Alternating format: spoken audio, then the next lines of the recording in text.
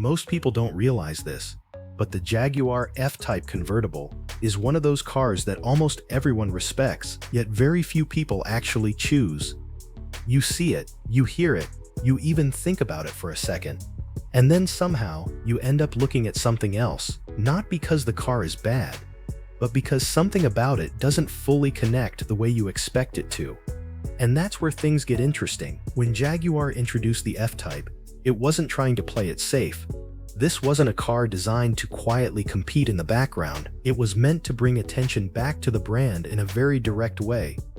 For years, Jaguar had been associated more with luxury than performance. Comfortable sedans, smooth driving experience, elegant design, but not necessarily something you would compare directly with the top sports cars in the market. The F-Type changed that direction immediately.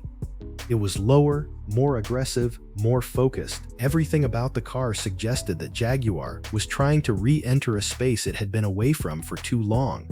And visually, it worked. The car had presence from day one. The proportions were right, the stance was confident, and it didn't need excessive details to stand out. It looked like a proper sports car without trying too hard to prove it. The convertible version made that even clearer. With the roof down, the car feels more open, more direct. There's less separation between the driver and everything happening around them, and that plays directly into what the F-Type is trying to deliver. An experience, not just transportation, but design and intention are only part of the story. Because once the initial excitement started to settle, people began to look at the car more closely. And that's when comparisons started, not casually but constantly. The biggest one was obvious: Porsche 911. It didn't matter that the two cars had different philosophies, the price range was close enough, the performance numbers were comparable, and both were positioned as premium sports cars, so naturally people started asking the same question: which one is better? And that question alone changed how the F-Type was perceived, because the 911 is built around precision. Everything about it is controlled, refined, and consistently improved over time. It's a car that has been developed with a very clear goal: balance. You can drive it every day, push it hard on weekends, and trust it to behave exactly the way you expect. The F-Type doesn't follow that formula. It doesn't try to feel perfect in every situation. Instead, it focuses on something less predictable. The driving experience is a good example of that. From the moment you start moving, the car feels slightly more alive than some of its competitors. Not necessarily faster, not necessarily sharper, but more reactive. The steering isn't the most precise in the segment, but it gives enough feedback to keep you engaged. The chassis doesn't aim for absolute perfection, but it allows a bit more movement, a bit more personality in the way the car behaves. And that changes how you interact with it. Some drivers prefer a car that does exactly what they expect, every time. Others prefer a car that keeps things a little more interesting. The F-Type clearly leans toward the second group. And that's where the disconnect begins, because when expectations don't match the actual experience, the result is often confusion. If you approach the F-Type expecting a perfectly balanced, highly refined sports car, it will feel like it's missing something. But if you approach it as a car built around character and emotion, it starts to make more sense. This difference in expectation affects almost every part of the car, even the interior. Inside, the F-Type keeps things relatively simple.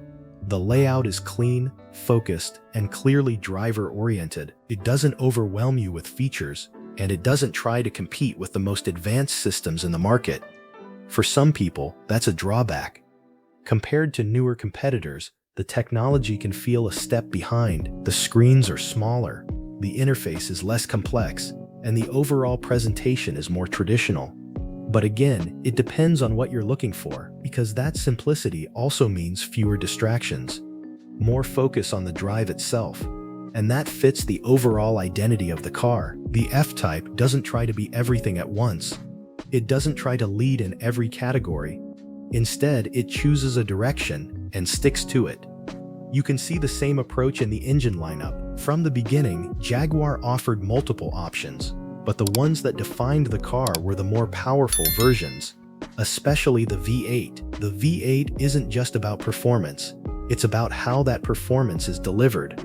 There's a sense of drama in the way the car accelerates. The response feels immediate but not overly smooth. There's a bit of intensity in it, a bit of rawness that makes the experience more noticeable. And then there's the sound. The F-Type's exhaust note became one of its most recognizable features almost immediately. It's loud, it's aggressive, and it doesn't try to stay in the background. Every gear change, every lift off the throttle, it all comes with a reaction. And while some cars try to reduce that kind of behavior, the F-Type embraces it.